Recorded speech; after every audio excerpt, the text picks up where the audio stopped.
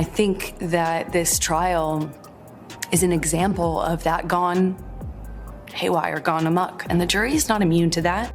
A home that reportedly belonged to Amber Heard has been sold in Yucca Valley, California.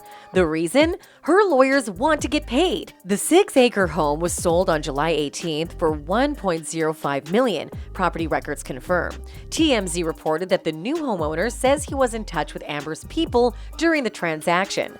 This came against the backdrop of her insurance company declining to pay her legal dues. The actress believed she was entitled to an insurance payout to help cover the $10.4 million a jury ordered her to pay Johnny Depp.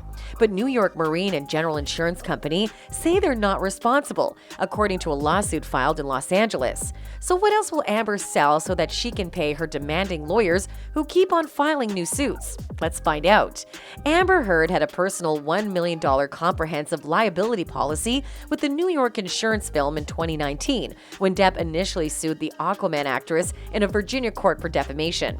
She submitted the case to New York Marine in General, which agreed to back her defense, but reminded her at the time that it would not indemnify a judgment. An insurer is not liable for the loss caused by the willful act of the insured, the company wrote in its filing in U.S. District Court.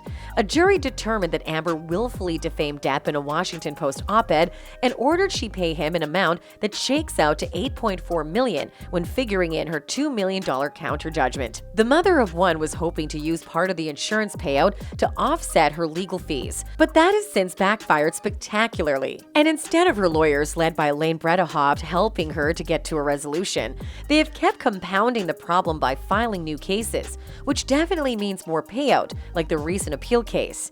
Immediately after the verdict was read, the actress made it clear that she would appeal the verdict and that she couldn't afford to pay the penalty. If an appeals court agrees the defamation case was mismanaged in any way, the result could be altered or thrown out. And if Amber truly doesn't have the assets to cover the bill, the former couple could tangle for several years or even decades to reach a settlement. All these while her lawyers will be making a meal of the confusion. Elaine and co. have filed several motions before the courts, all in attempts to extend their paydays from Amber. Following the verdict, a Virginia judge rejected the actress's motion to dismiss the $10 million verdict in favor of Depp. Legal documents obtained by the press show Judge Penny Askren wasn't persuaded by the claim that one of the jurors' identities had been mistaken.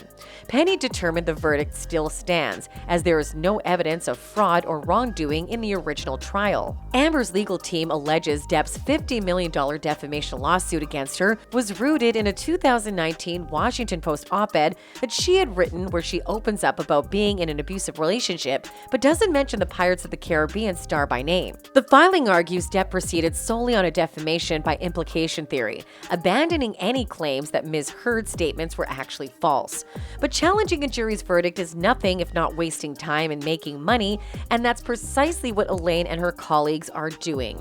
And now, amid a new bunch of evidence, a lot is expected to change inside and outside the courts. The Amber and Depp fan bases likely won't change their minds, but it looks like the fresh disclosures swayed a few Hollywood celebs to withdraw their support from either side quietly. And that's it from us today. Until next time, bye!